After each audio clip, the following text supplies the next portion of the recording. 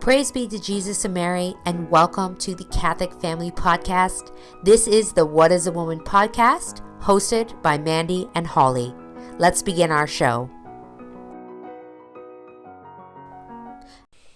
Hello, everyone, and welcome back to the What is a Woman podcast. My name is Holly, and as always, I'm joined here by my mother, Mandy, and we'll begin our episode by saying, Jesus, meek and humble of heart, make our hearts like unto thine. So yeah, super happy to be back. And just before we started here, my mom informed me that there was no music on our little intro was missing from the podcast last week. Yeah. So I apologize about that little awkward 14-second silence. What did you tell me? I said impossible. Impossible. I said no, sorry. She said you pull it up and you listen to it. So I don't know what happened there because you aired. I aired. Is that word the right word? But anyway, so apologies for that. But yeah, so anywho, here we are. We're back to finish our grown-up children. Our grown-up children, and we left off. We were talking about. I just want to say for anybody who hasn't saw it or listened to it, I was on the Catholic Wire. Was posted this morning. Right, yeah. I did a review of the movie Cabrini. Which I refuse to see. Which you refuse to see. And we're just going to call it the movie of no names if you watch my interview. It's funny because I had set my mom up to do this podcast with Father Zepeda. So I was here listening. I was sitting beside her. I wasn't in it, but I was listening. And I obviously have not seen the movie. So when they were saying this about the no names, I was chuckling because it's actually very funny because it's just funny, like you were talking about the one opera singer, and then you were like, with no name. Well, maybe he had a name, but we don't know, or whatever. I was just like, how do you make it? And nobody has this. They're just faceless nobodies. Yeah. Well, and even not faceless, but nameless. I don't want to make our podcast about Mother Cabrini. No, because we already. And this was actually a comment. Somebody's saying, like, since when did we call her just Mother Cabrini? Yeah. And the one thing that I did notice too, like her actual name is Frances Xavier Cabrini. Yeah. Like, and like even that, how important the middle name of that saint is, Xavier, because she chose Saint Francis Xavier as her patron. Her patron, right? Because she wanted to do the missions and that kind of thing, and like, and that they just like stripped it of everything. So she was just Cabrini. Yep. Never once was well, of course, obviously, if you're doing a movie in real time, you can't refer to somebody as a saint. That's that comes after death, right? But you could certainly call the movie Saint Cabrini. You could have, But then that would have implied that it was a Catholic person. Yeah.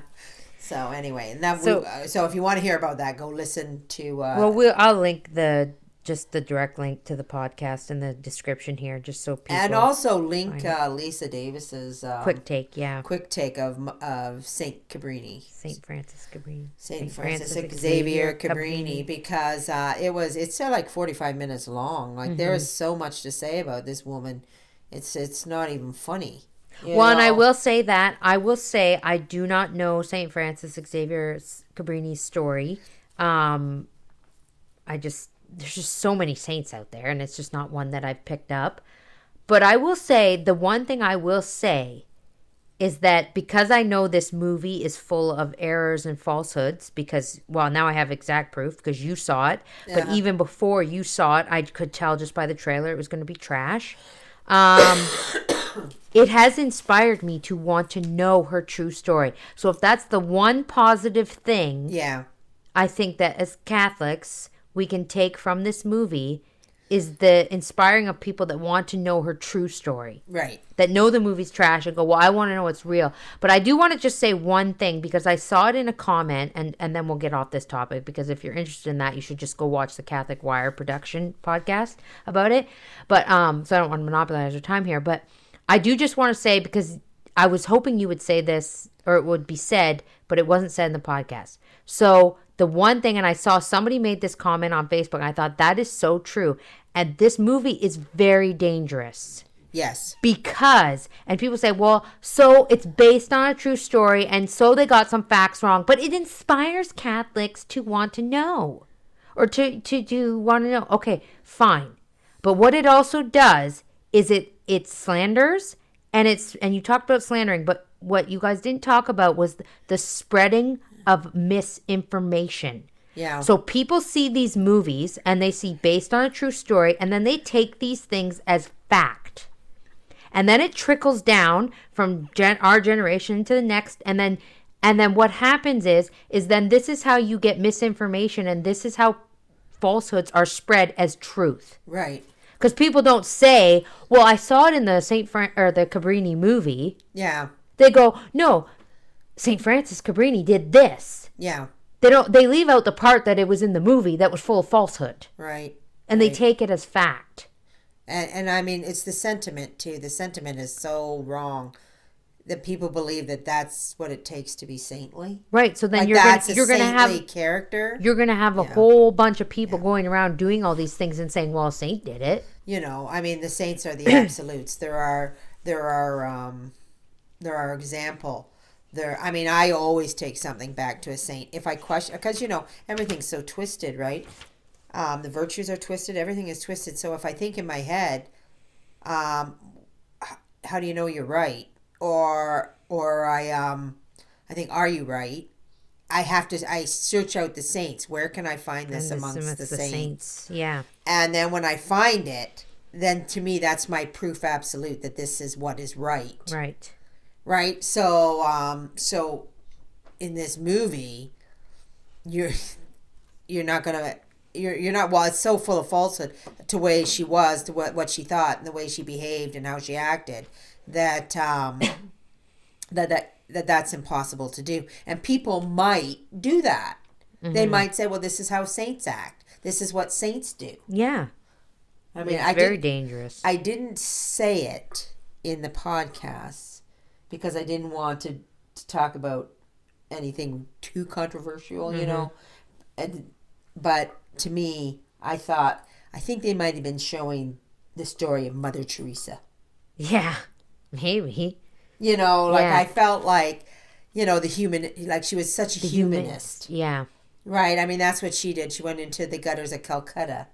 Yeah. Right. You know, and I mean, we all know as SETIs that there's a lot of problems with Mother Teresa. Yeah. And one of them was, if you read the writings of Saint Francis Cabrini, all she cared about was the salvation of souls. Yeah. You know, and that was the main reason that they were there in New York City, was to save those poor immigrants, because they were losing their faith. Right. They were in such dire straits that they were losing their faith. Mm-hmm. And they had to come and help them and restore it. Right. And give them hope. Yeah. You know, so, which is what our church, our Holy Mother Church does. She's looking after her people. Right.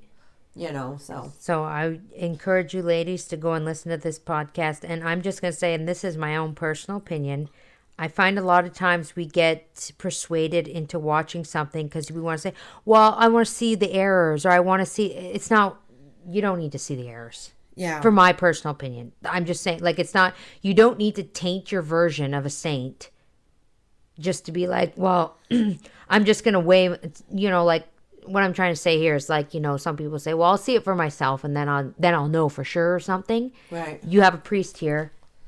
Yeah. Telling you. Yeah. It's trash. Yeah. It's dangerous. Don't go see it. Just be obedient. Just be obedient. Yeah. I mean, that's the lesson we should take from St. Francis Xavier Cabrini. It's just to be obedient. Here's a priest telling us the movie is trash. Do not go and see it. Take that at value. And get some graces for your obedience. Yes. Yeah. Yeah. You know, simple as that. Well, I'll tell you, ladies. I've had to undo a lot of things in my own personal life. You know, a lot of errors that I brought upon myself, and one of my big faults was, and I actually took some kind of comfort in this Father's Day. Well, I like movies, you know, and I was like, oh, well, he likes movies, and I used to be a big movie watcher, right? Like, I used to love watching all kinds of movies, love stories, what have you. But that's pretty standard for most people. Yeah, no, I'm not saying there's anything wrong with it, but what I'm saying is I was addicted to the show Downton Abbey. You're right. And this is, I would not, I'll tell, well, where I'm going with this, okay? Mm-hmm. So when it first came, I loved Downton Abbey. I watched the series. I watched it. I loved it so much. I watched it maybe 3 times through all the way, maybe even 4. Okay. Right. And this was back, I'm going to say my mom and I were talking about this. I had about a big toe in the door of the church. Okay. Yeah. Like I was not very a good, upstanding model Catholic. Okay. So I loved watching Downton Abbey. And then they came out with the movie. And they came out with the movie, I'm going to say around the time when I was starting to get spiritually better, Mm-hmm. And I went and saw the movie and I was like, oh, that was kind of garbage, whatever. Mm-hmm. But then they came out with the second movie. They came out with another Downton Abbey movie. And try and just picture this from my point of view. I was invested for years in these characters. Right. I loved this show, okay? And now you're coming out with another movie that furthers their story. But I knew the first movie was trash. Right. Okay, because spiritually I was starting to get better. And I was like, I shouldn't have watched that. It's trash. Right. Okay? There's things in it that are not appropriate. So anyways, I told myself, I said, you are not going to watch that movie. You're not. And I'm going to be honest with you, ladies. I really wanted to watch it. Right. Because I wanted to see what happened to the characters. Yes. The old lady, I wanted to see if she dies. I wanted to see if, what happened to Lord and Lady Grantham. I wanted to know. There were so many cliffhangers, right? Yeah. From the first movie. But I told myself, I said, no, you do this for our Lord. And you say, I am not watching that trash. It is not important. It is not worth it. Yeah. To watch that. You don't need to know what happened to these characters. Well, first of all, it's not real. It's not real. It's not even historically real. I mean, so what anything could have happened to them. Whatever the author decides could happen to them. But to tell yourself that and to force yourself not to watch something that you do kind of want to watch. Yeah, I know. And I know really I shouldn't. It's really hard to separate yourself from from people you're invested in. Right. And I mean, we could say that, as Catholics, we would be invested. Like, I'm invested in anything Catholic. Mm-hmm. Like, if somebody's going to give me a good Catholic production, I'm all in. Yeah. Right? Yeah. Like, I want to know. I want to see, St. Francis Xavier Cabrini's life large and on color screen. I want to there's see even that. a part of me, like, when you guys were talking about the movie, part of me was like, well, I kind of want to see these falsehoods. But then I told myself, no, you have a priest telling you not to watch it. Don't watch it. Well, I'm going to say, generally, it would just make you mad. Anyway. It would. Well, no, I know, but you do. I'm going to use the word FOMO. But anyways, like FOMO, fear of missing out. So, anyways, but with this Downton Abbey, and I still go in this. Sometimes I was in the store the other day in Walmart, and they had the DVD on the shelf for the second movie. Yeah. And I walked by that DVD, and you hesitated, didn't you? No, I didn't hesitate. Oh, I didn't, because I looked at that DVD and I looked at it and I said, I didn't watch that for you, Lord. Yeah. And I said, and I'm going to use the word proud, and I know we shouldn't be prideful, but I was like, it gave me satisfaction that I can stand before God and said, I gave that up for you. Yeah. And I know it seems really silly, and I'm being like, but for me it was it's not silly. It's not silly, because for me, it's hard to do. Like, you don't understand how much I wanted to watch that movie. Yeah. Even as spiritually as strong as I felt I had become, I still wanted to watch the movie. But I now get to look at that movie, and the need to watch the movie is gone now. Yeah, no. I walk by and gone. I go, trash. Don't need you. Yeah, Yeah. But I get to go to, and that's that one thing that I get to go to my judgment day with, at least knowing, I mean, thus far, I may fall. We don't know. But thus far, yeah. I can look at our Lord and I can say I gave up that one small thing, and it seems small, but I did that for you, God. No, but it's huge, and that's how you overcome your passions. I'm going to use the word, your passions, your addictions, what holds you to the things of the world. And then it's the little tiny steps that seem really, really hard to do. Like, oh, well, I mean, really, I can just finish this and then it'll be done. I'll finish the series and then I can say, I'm done with that. Yes. Right? I did that many times. Right? With things. But when you bend the will, yeah. like, and that is what that is. That's so stifling your own will, and your own will is such a powerful thing. Well, and I'm going to tell you, ladies, there was a strength that came with that, though. Yes. When I finally bent it, and the will was bent and given to God, and said, I know that, God, this would be more pleasing if I say I'm not going to watch this movie, and I'm going to resist my own will and give in to your will. The strength that came from that huge is incredible. Huge. That feeling is incredible. There is, well, and I'm going to say it comes from a place of true love. Yeah. For our Lord, and doing what he wants you to do. And when you have these little moments and you do that, surrender them over to God, because the feeling, nothing in the world can match that feeling. Yeah, it's almost like a little battle too, because I've had it before. Yeah. I had it over a guy. I think I've said this before about a guy cutting me off on the Oh, highway. yeah, and not telling people. And I'm like, you're not going to talk about this. But you're going to go in there and you're not going to talk about it. You're not going to tell them. But then you told us on the podcast. Yeah, I know, but it was after But no, the it's fact. that. No, I know. You in that moment, you wanted to tell us so every fiber of your bad. body. It's like every fiber of your body can't do it. It's push, but then It's like the devil's like, no, you need to get this off your chest. Yeah. Right? You need to tell these people what the wrongs that have been done to you. And it'll just make you feel so much better. And you'll feel so much better. And, and truthfully, like, you're like, whew, like, okay, I've said that. It's gone. Yeah, it's off my chest now. But you don't win any graces. You don't win any awards. And in the long run, you're as weak as you ever were. Yeah. Yeah. You know? No, I know. So you overcome it, and that's how you build up the strength. Yeah. So anyway. Well, and and when I say the strength and the power that comes from bending your will to God's, yeah, it's unmatchable.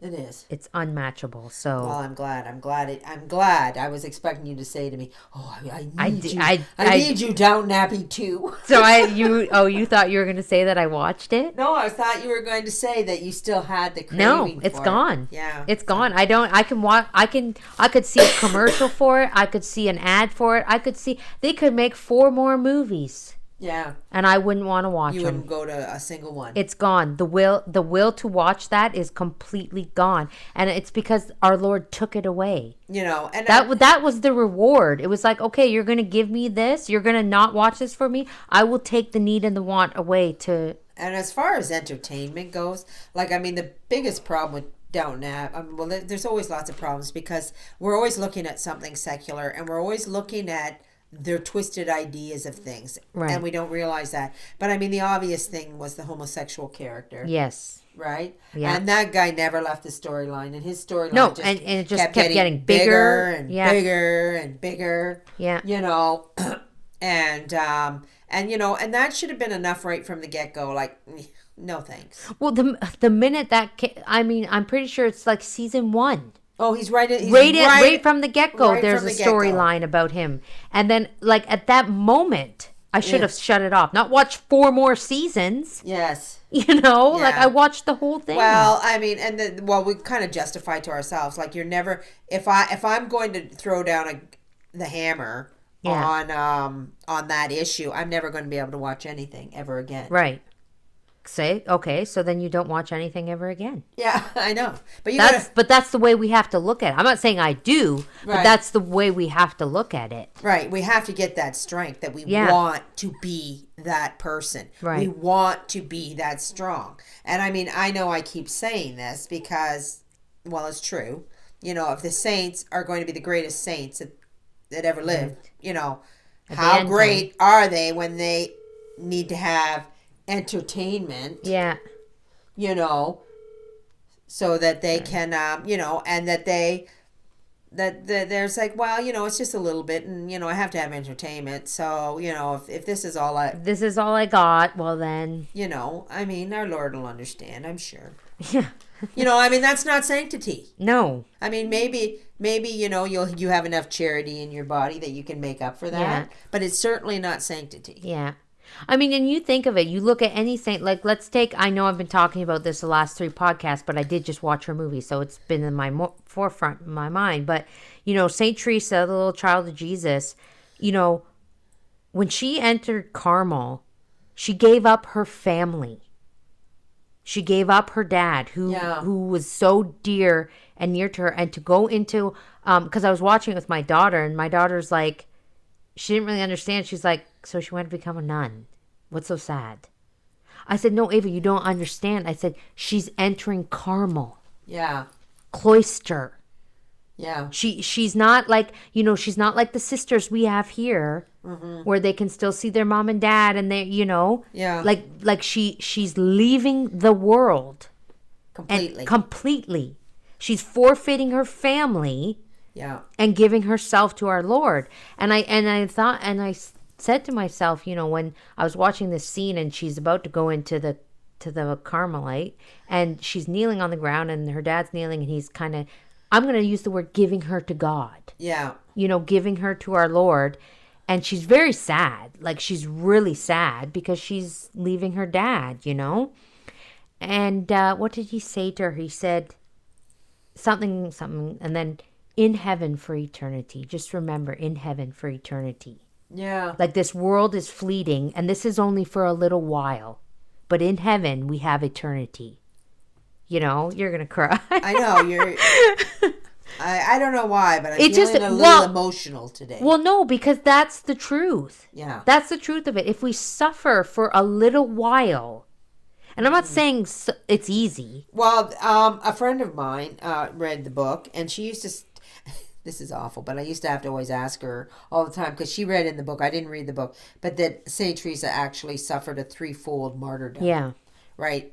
And I used to always say, Alexandra, what was that again? What were those three things? And, and I don't know why I can't get that to stick, but I can't. But apparently, she did. Yeah. She suffered a threefold martyrdom. But the one I do remember was she did deny herself the love of her family, the love of her sisters. Like, she had sisters. Yeah, they were, Pauline was in the convent with her. And she denied herself all the love of other people. Right.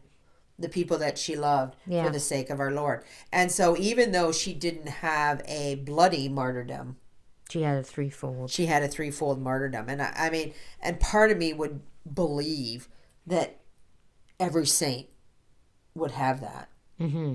Would have that martyrdom of self. Oh yeah. Well, they whether they're murdered or killed or not. Right. So.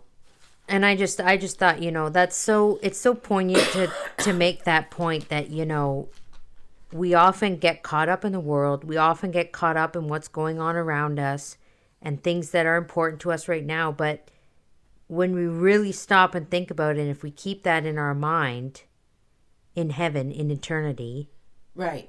That what a beautiful thing to keep in our mind, that's what we're striving for. Well, that's the eternity, not fleeting, eternity. That's the big thing. Like when you were away from the church, and away from me, that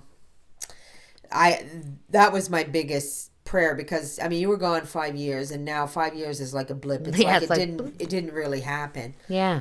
And but at the time, it was an eternity. Mm-hmm. Right. And I used to think, and I didn't know that you would ever come back. Right. I didn't know. You know what? When I was gone, I didn't think I'd ever go back. Yeah. I didn't think you would ever come back.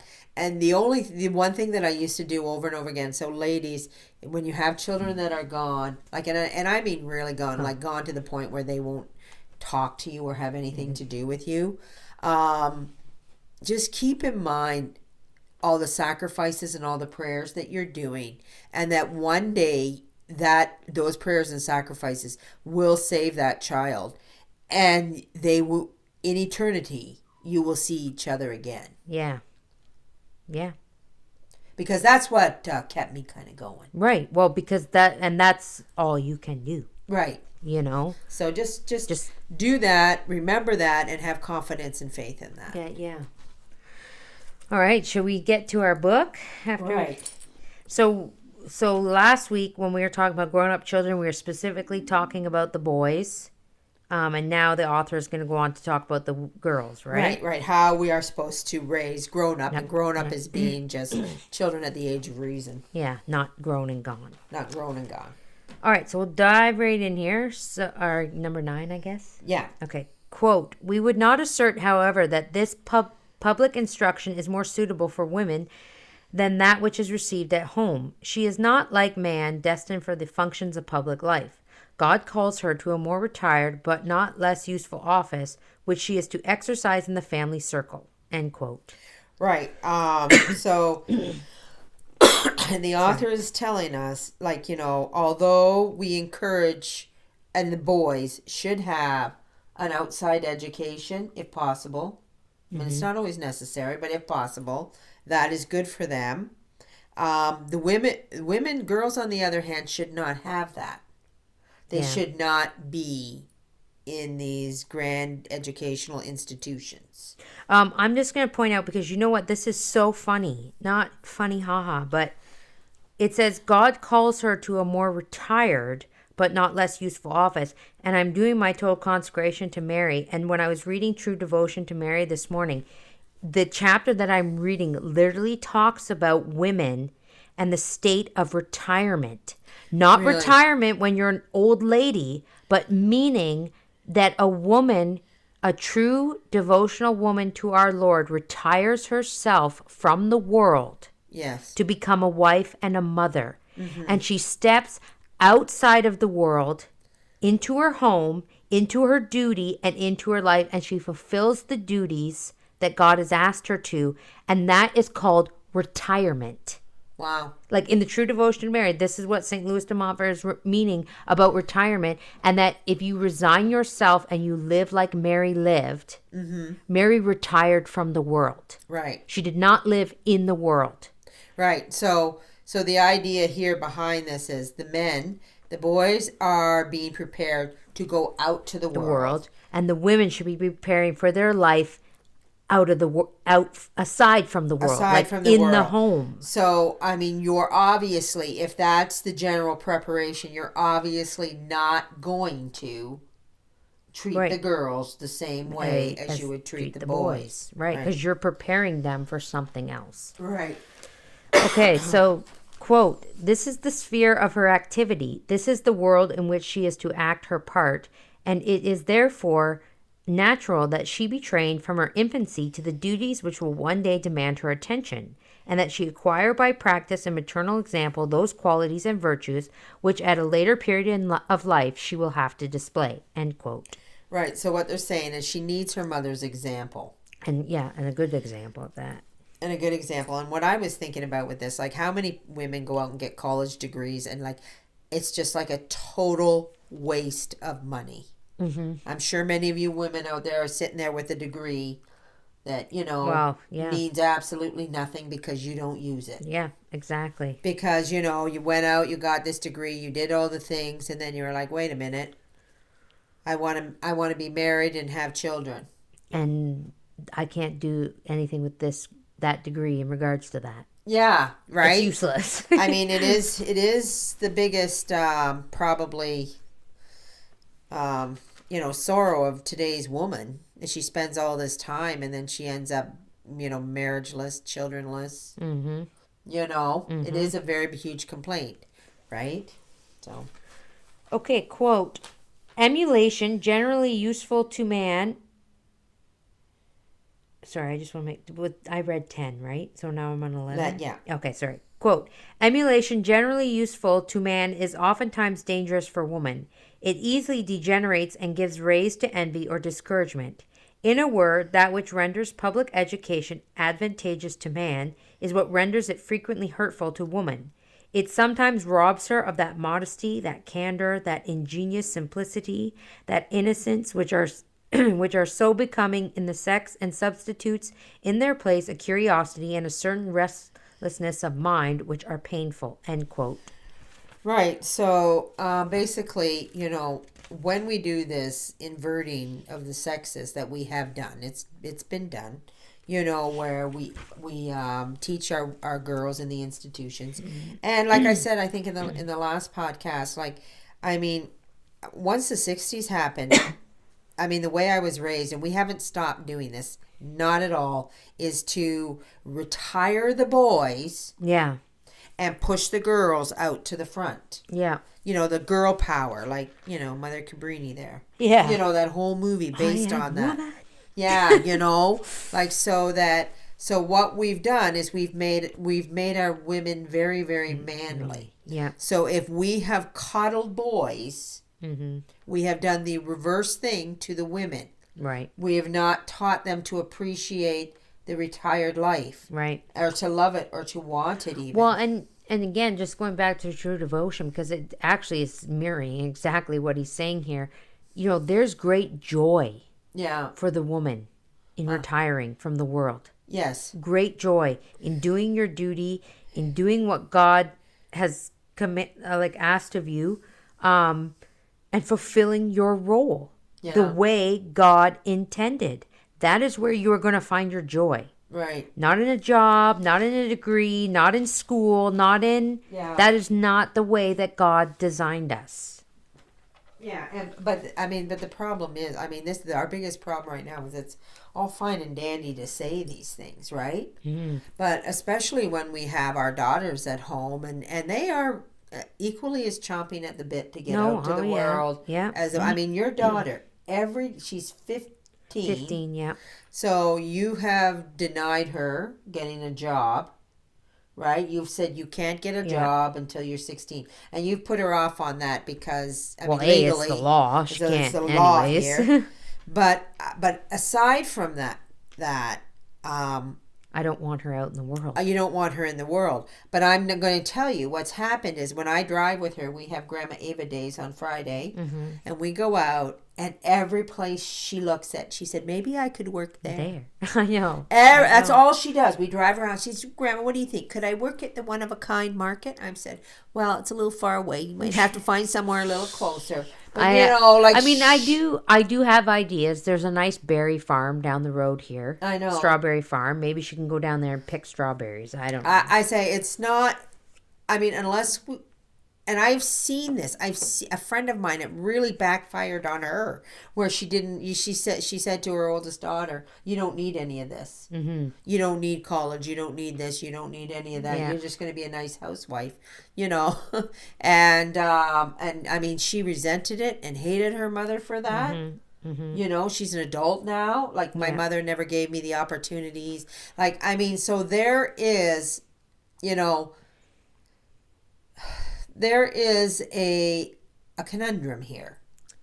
There is no amount of you that is going to be able to stop your daughter from going somewhat into the world. I know, but you know what I think, and I think I've realized, I'm mad at myself because I realized this a little too late. But I think how we combat that is that you have to show your daughter the true joy of womanhood and being in the home. Right. So when you're doing your duties, I would say, something as simple as the laundry, the dishes, these are our duties. Yeah. Okay. And if you're lucky enough to be able to be a stay-at-home mom, I get that some of us are not. But regardless, even if you're not a stay-at-home mom, laundry and dishes need to be done.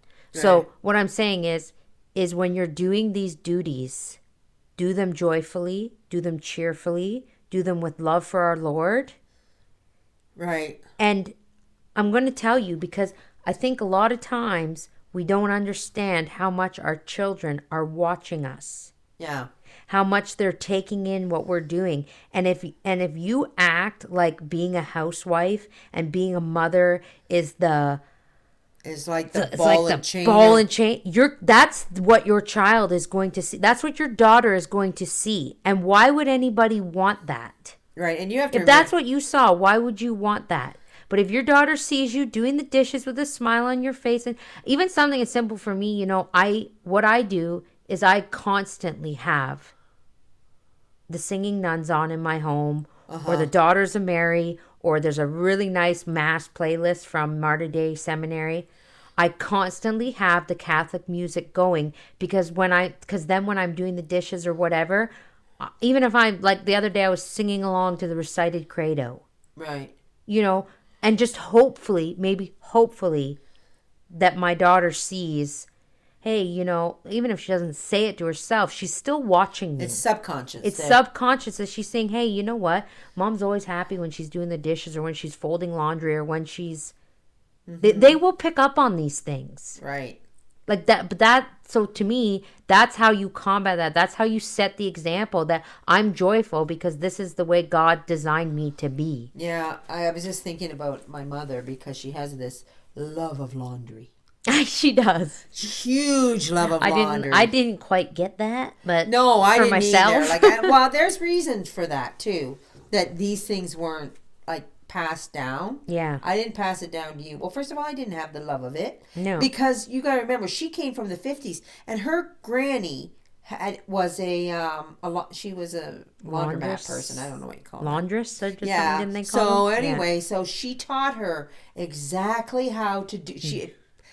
You've never seen laundry done till you've seen my mother do it. If you get lucky enough to have my grandma iron your clothes, you will have the best. Yeah. You will be the best dressed person there ever was. Right, and she said, what did she say? You're going to put it on a sign. I'm going to put it on a sign. Her words, because we were. Myself and your sisters were going on this big, oh my gosh, the laundry never ends. Like the laundry never ends. And we were doing this massive rant. It was in a chat. It was in a chat against the laundry, which is the general perception of women. So just so you ladies can set this out here, we're on Facebook Messenger and we have a group chat and it's my mom, my grandma, and my two sisters. Yeah. And we chat in there occasionally.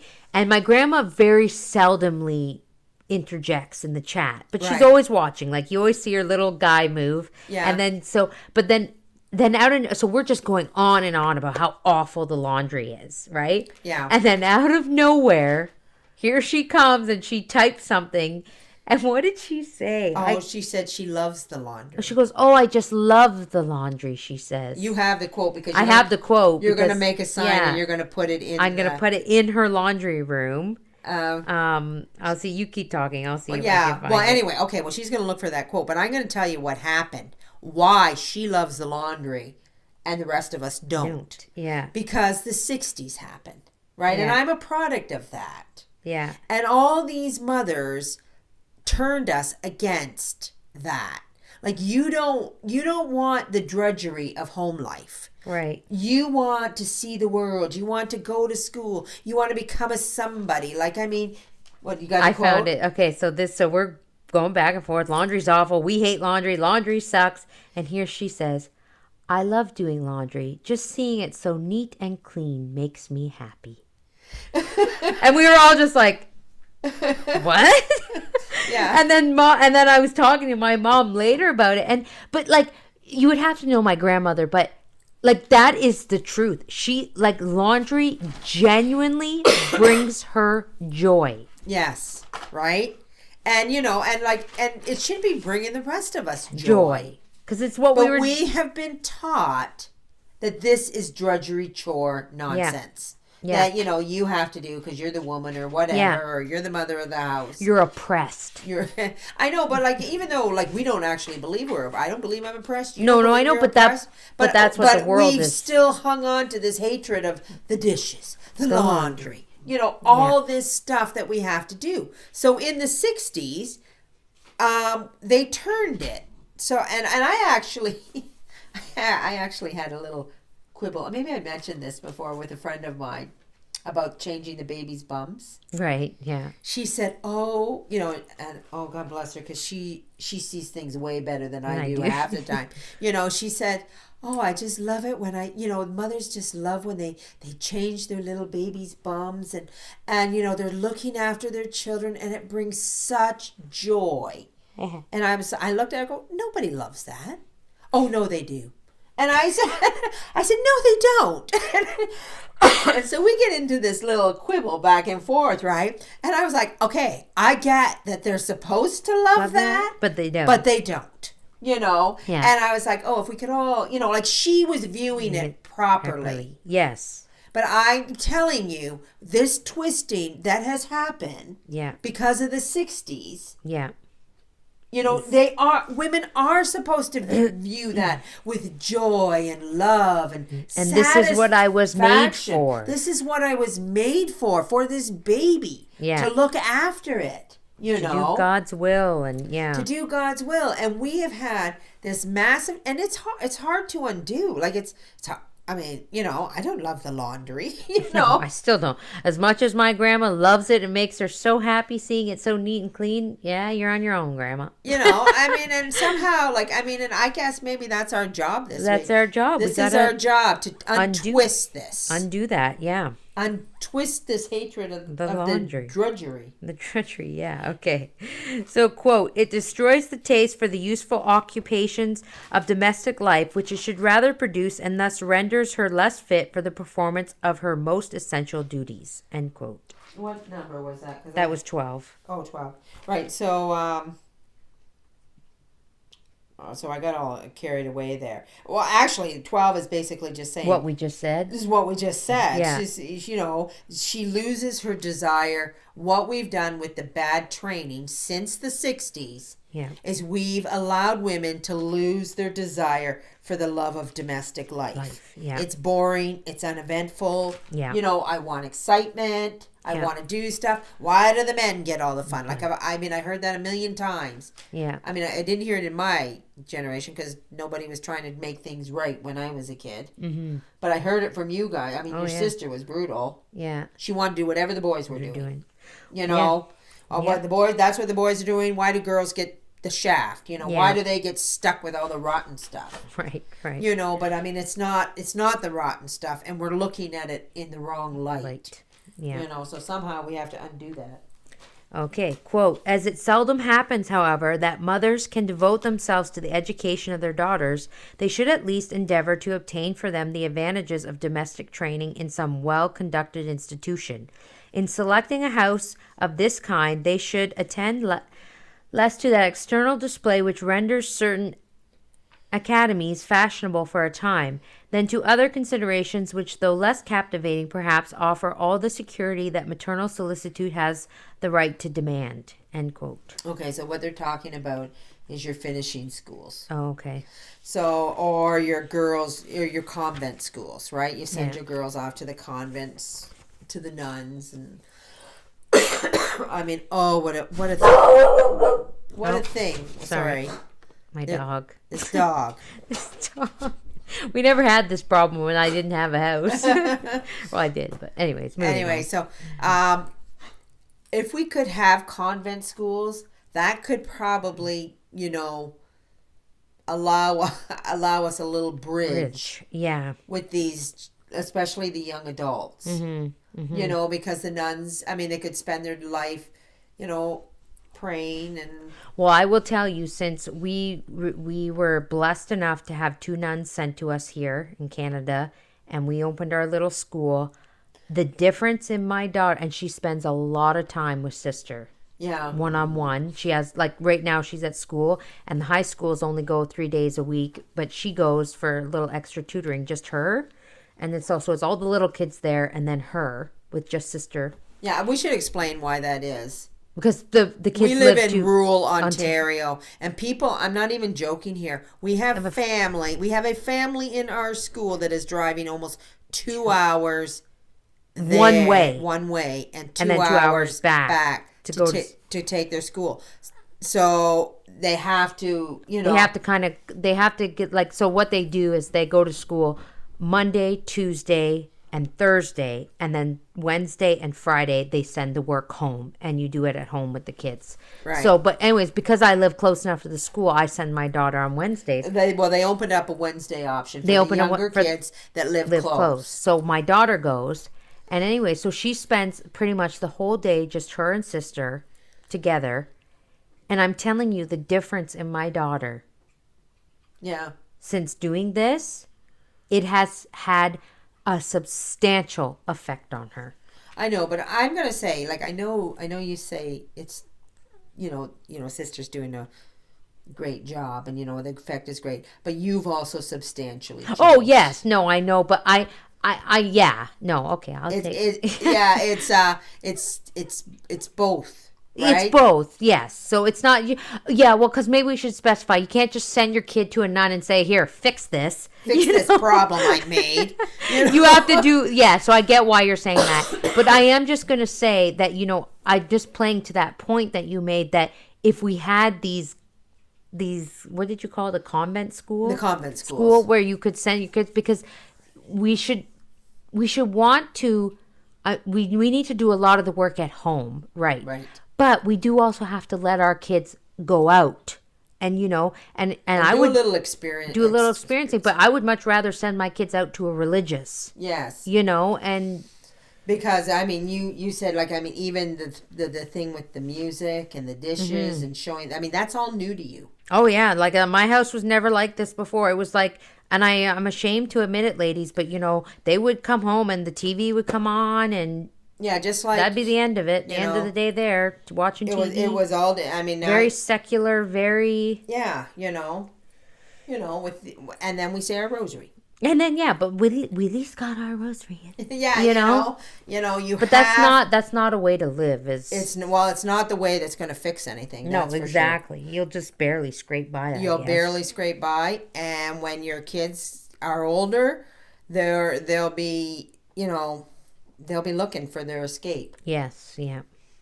Because there's too much of the world in the house. Right, exactly. You had, I don't know, there might be another, never mind, continue on. Okay. I think there's another point above to tell this other example. Okay, quote, the same motives should guide parents in the choice of an establishment for the education of their sons. For a mistake in this matter may lead to the most deplorable consequences. The chief object of their attention should be to protect the morals of their children by placing them in no institution whose discipline is not well directed to this important end. For what avails the acquisition of science without virtue? End quote. Right. So, virtue is the most important thing. Yeah. Nothing goes above that. And I mean, doing all this study on St. Francis Xavier Cabrini. Yeah. I mean, her letters, she wrote tons and tons of correspondence, and in every correspondence was that thought. Mm-hmm. Virtue. And she actually told the nuns, did I say this earlier, or I do so much talking, I can't remember where I'm talking. I don't think it was in this podcast. Must have been yesterday.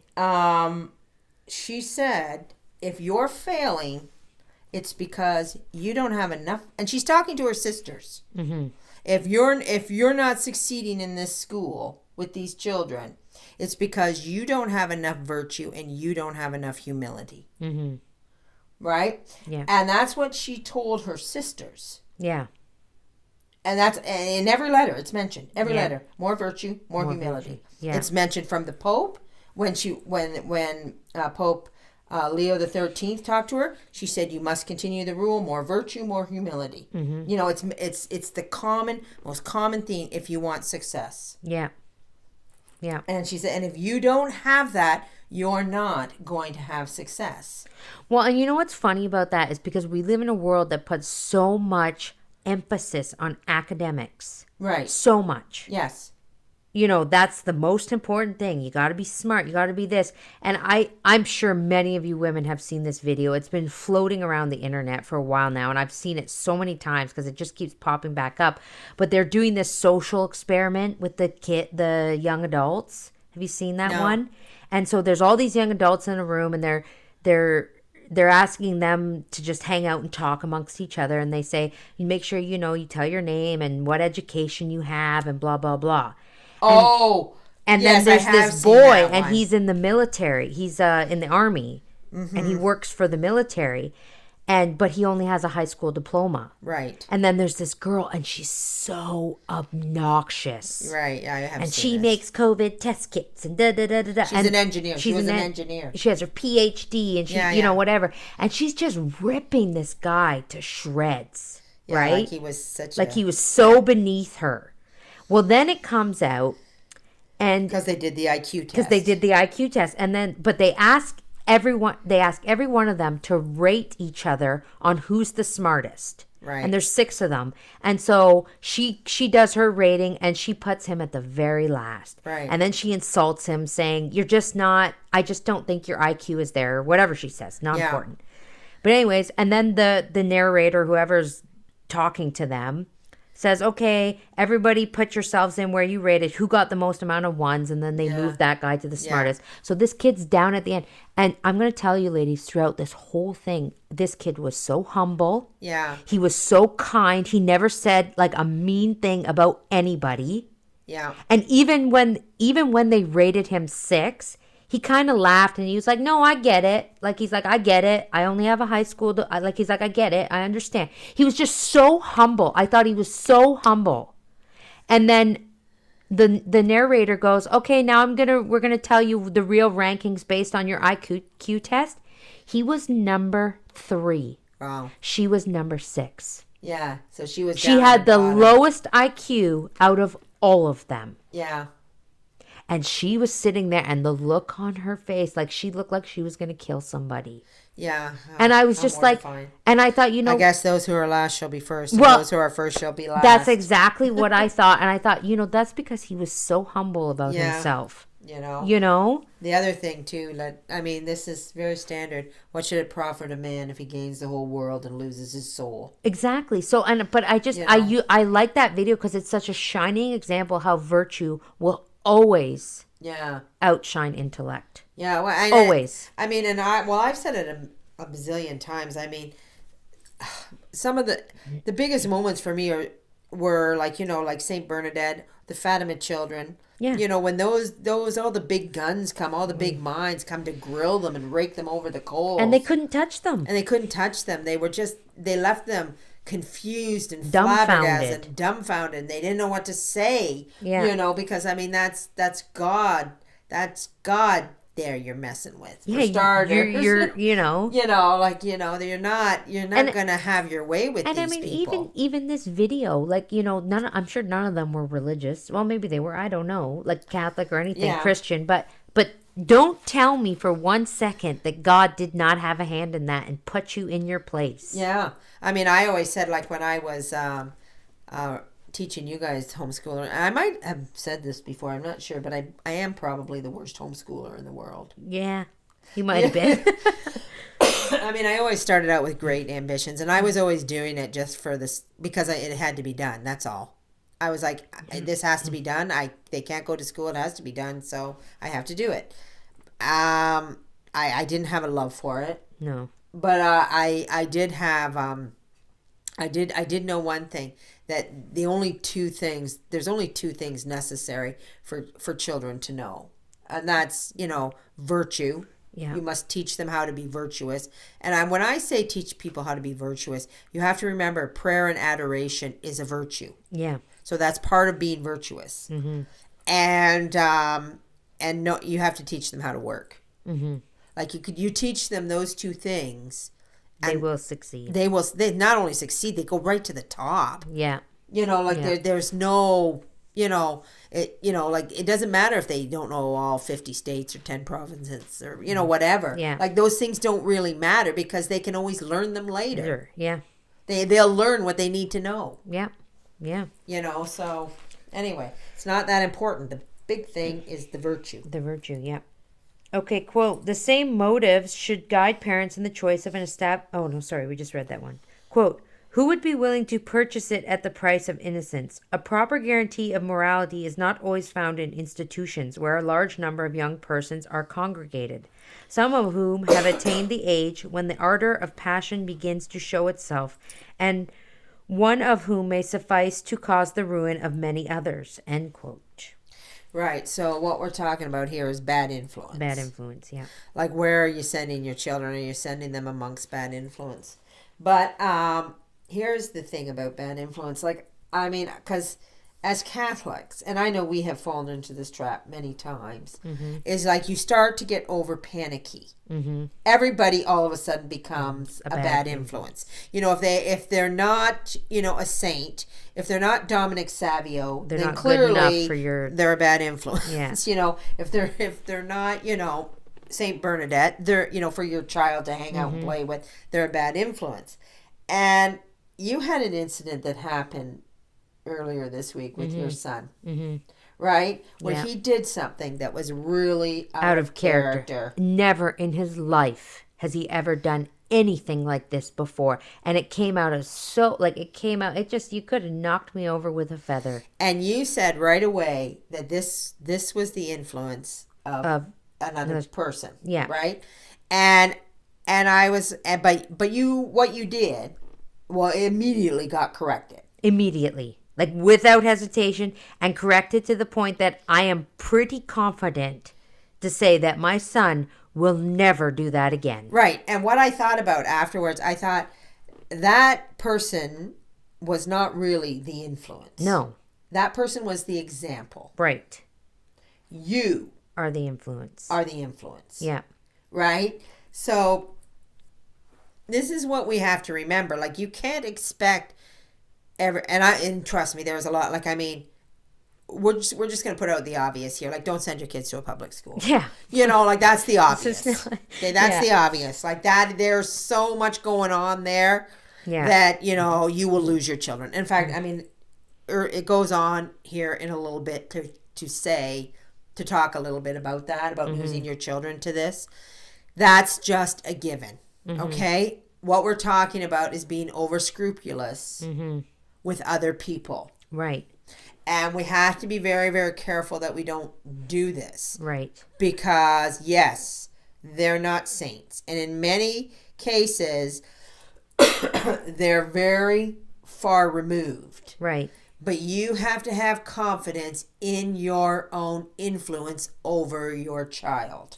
Well, and we'll use a saint as an example here. And okay, bear with me here that I don't know Saint Bernadette's full true story. And again, this is coming from a movie, but it was a very well movie. Yeah, it showed and I'm her using as this scene as an example.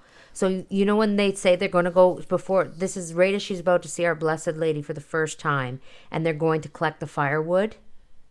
And they tell Bernadette, oh, the water's too cold for you or whatever. They say, you can't come over here, blah, blah, blah, or whatever. And it's her sister and the friend. Yeah. I can't remember the friend's name. And they're kind of like, they go, and then she sees Our Lady, and then they're calling for her, and she's not listening because she's kneeling and praying or whatever. And then she finally comes back over to where they are. And this friend is kind of prodding her. Yeah. Like she's kind of being inappropriate. Were you over there with a man or a boy or whatever she says? And she's not being very good. Yeah. Like this friend. Like she's being kind of a bad influence. Yeah, yeah. But my whole point is, did that stop Saint Bernadette from being a saint? Yeah. And that was her friend. Yes. Yeah. That wasn't just a random girl. It was her friend. Yeah. And that had no bearing on her being a saint at all. Right. In any way, shape, or form. And I am sure there are many saints out there. Yes. Who had people in their lives who weren't the best examples or influences. But it never prevented them from being a saint. Saint Dominic Savio did go to school with all of those boys who I'm pretty sure. Remember, was it at one of our meetings? A priest told us that it was revealed to Saint John Bosco that he couldn't save all those boys. Yes, and it was revealed that specific boys were going to be in eternity, in hell in eternity. Yeah. So he was there. Dominic Savio was there, surrounded. And sometimes the wheat has to be with the shaft. Yeah. I mean, it happened to Ava. They all got corralled up, rounded up, and read the riot act too at the school. And she was very put out. Like she didn't do anything. And I said, well, I don't know if you didn't do anything or you didn't do anything. But I said, you just take it. I said, and this. A lot of times the wheat has to take it with the shaft. Like that's just the way it goes. Yeah. And our Lord said, I will separate the wheat from the shaft. Not not you. But so this is to help us deal with our situations in Catholic circles. Obviously, there's no amount of sending your kid into the pit of hell that is called the public school system and going, well, God will look after it. Like, I mean, you have to seriously, work your way around how that's going to work out for you. Because, and you have to, I don't know. I mean, if you have to do that, then maybe you seriously have to figure out how you're going to be a saint, because that is really... That's scary. That's scary, and you are really setting yourself up. Well, I'm going to say you're playing with fire. Yeah, that's playing with fire. Yeah, 100%. So anyway. Okay, quote, what one am I on now here? Number 3, I think. Quote, youthful innocence can be preserved only by close and continual vigilance, and this vigilance is not to be expected except from tutors deeply penetrated with the sacredness of their functions and actuated by conscience and religious motives, end quote. Yeah. So know who's teaching your child. Yeah. Right? And I mean, I would say that goes even, and especially for the boys in these boys that they send off to schools, know who's teaching your child. Right. Right? Quote, it cannot be denied that religion is the only salutary check to the passions at that age when they begin to show themselves and the will is as yet too weak to offer sufficient resistance. Ignorance of evil, it is true, may persevere the heart of a child from contagion, but as soon as he becomes acquainted with evil and is tempted to commit it, there is no safeguard for him except in the helps which Christian piety affords. End quote. Right. Okay. So I think that was a bit of a warning, right? Like, what did I say? Like, I mean, you can seclude your child so long. Yeah. But eventually, they have to hit the world. Yes. And I mean, from our experience, they really hit the world running. Yeah. So, I mean, you have to be like somewhat prepared, I guess. I mean, well, you have to do the work now. Yeah. I mean, you do the work now or you do the suffering later. You do the suffering and the praying and later. I mean, and let's be a little bit easy on ourselves, ladies. Like, I mean, I was there too. I didn't know. I didn't really know. Like, there was so much twisting going on. It wasn't straight in my mind. It wasn't straight in my mind what actually needed to happen. And I just I wasn't there spiritually and I didn't have the graces, I guess, or whatever you want to say. And like this just happened. So. Yeah. Okay, quote, but in order to feel the want of these helps and have recourse to them, he must be continually under the divine influence of religion. It must address itself to him in the teachings and examples of his preceptors and in strict morality of his fellow students, end quote. Was there nothing in there about painful? Am I on that was number 4. Oh, this is number 4? Yeah. Okay. I think I messed up here because I just don't remember what did you just say? Oh, you have 2 number 4s. That's okay. That could be a problem. Well, but in order to feel the want of these helps and have recourse to them, he must be continually under the divine influence of religion. Yes. It must address itself to him in the teachings and examples of his preceptors and the strict morality of his fellow students. So the religion has to be there, and like let's understand continually it has to be there, and it has to be there continually. That's why the Baltimore Catechism is exactly the same catechism from grade 1 to grade 12. Right. It just gradually increases in I guess like the level goes up. The depth of it. Who made you? God made me. By the time you get to grade 12, it's a little more in depth than that, right? Yeah. But it's the same catechism, and it always has to be there. Yeah. And so, I mean, again, and we already know the fruits of the public school system. I mean, in the 1800s, they weren't, so much worried about that.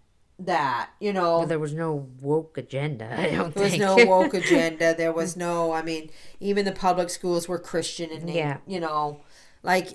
So they expected when they sent their child to an institutional school that religion would be part of everything. Right. I mean, it was even here. Like my mother was a Protestant. And so she went to public school, right? She said they still had a preacher come. Yeah. The Anglican minister or something. He came when she was in grade 7 to give religion classes. Yeah. Like that still happened. Christian society. It was still Christian. Yeah. Right? We live in where not only is God removed, God's not just removed. He's banned, and it's an alternate religion. Yeah. It's an alternate teaching, So. Yeah. Well, we're over the hour, so do you want to And we still got quite a bit of this chapter left. I thought this next week would be our last chapter, but well, I guess we'll save it. We'll save it for next week. That's all, because I think we'll save it. That means then you ladies will get 2 more episodes. 2 more episodes out of this book, right? Anyways, we talk too much, but we're women. So. Yeah, that's I always talk too much. Yeah. I have to always say to myself, you don't need to be talking. Okay. Stop talking. But anyways, well, and next week is Passion. Where are we here? Yeah, no, Passion Sunday. Yeah, so Passion Sunday, and then so we'll have an episode next week, but maybe we won't have an episode for Holy Week. I don't know. We might be. And then we're away the following week. Well, maybe we'll take our show on the road. I don't know. We'll play it by ear. But just, ladies, I'm just forewarning you that because I personally, I like to take Holy Week to be with our Lord and really make sure I make the best of Holy Week. So I'm going to say we might not have a podcast during Holy Week, and also because then it will come out on Holy Thursday, and I think that you ladies, from my personal opinion, I would rather everyone just focus on Holy Thursday. Yeah, and focus, because then after Holy Thursday comes Good Friday, so I would rather you just so I'm gonna say we won't be putting out an episode on Holy Week. Right. Does that seem fair? I think that seems fair. Okay, so we'll get one in next week. And then we'll miss Holy Week. And then maybe we can sneak one in when we're on the road. Yeah. Or something. We've decided we're leaving Tuesday. We're leaving Tuesday. Maybe we'll do it on Monday or Maybe something. we'll do it on Monday before we go. Yeah. So just stay tuned. But just or know. I'll have a chocolate hangover. Okay. I don't even like chocolate. Anyways, well. And I was just joking. You were just joking. We'll be back next week, though. So hopefully, God willing. And but until then, we hope that you all have a very blessed week. May our Lord bless you and Our Lady guide you always. And Saint Teresa, pray for us.